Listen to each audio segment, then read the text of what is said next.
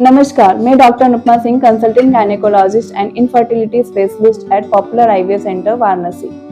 आज हम इनफर्टिलिटी के बारे में बात करेंगे। इनफर्टिलिटी या निसंतान कपल की वजह क्या है, सबसे पहले हम ये जानें। तो वजह जो है, नॉर्मली एक किसी महिला में किसी एक अंडाशय से अंडे बनते हैं। वो बड़े होकर जैसे जैसे बड़े होते हैं अंडे, वो फूट के नली के थ्रू बचदानी में आते हैं और वहीं पे पुरुष के जो बीज होते हैं उससे मिलने के बाद वो बच्चा बनता है।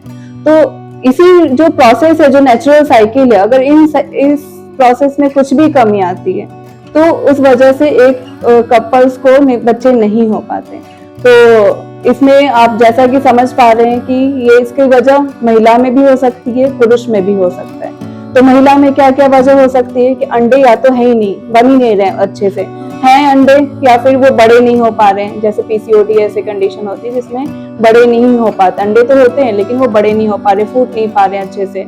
और अगर फूट भी पा रहे हैं तो कई बार नली बंद है, तो वो बच्चे जो हैं वो जो अंडे निकल फूट भी रहे हैं वो बचदानी के अंदर नहीं आ पा रहे। कई बार ये सारी चीजें ठीक है लेकिन बचदानी में ही कोई प्रॉब्लम है, तो वो जो बच्चे बनना था, वो लगना था बच्चे को, जो बच्चा बन जाता है वो लगता है बचदानी में, वो हो नहीं पा रहा है वैसे चीजें।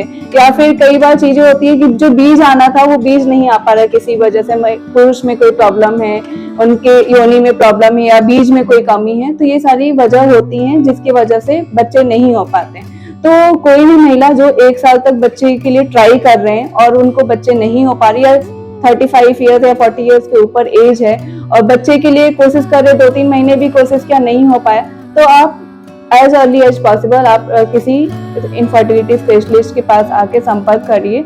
और उसमें कुछ बेसिक टेस्ट होते हैं जो करवाना ही पड़ते हैं, कि जैसे हम लोग ये चीजें देखते हैं कि अंडे हैं कि नहीं हैं, अंडे हैं तो वो फूट रहे हैं कि नहीं फूट रहे हैं, फॉलिकुलर स्टडी होती है, फिर अल्ट्रासाउंड होता है, बहुत सारी खून की भी जांचें होती हैं, रसों की जांच होती है फीमेल्स में, मेल्स में खून की जांच होती है और उनकी बीज की जांच होती है। अगर ये सारी जो बेसिक टेस्ट में कोई गड़बड़ी आती है तो उसके बाद हम लोग अलग से टेस्ट कराते हैं। जैसे अगर बीज में गड़बड़ी है तो बीज में गड़बड़ी क्यों है उसको भी ठीक करने की कोशिश करते हैं।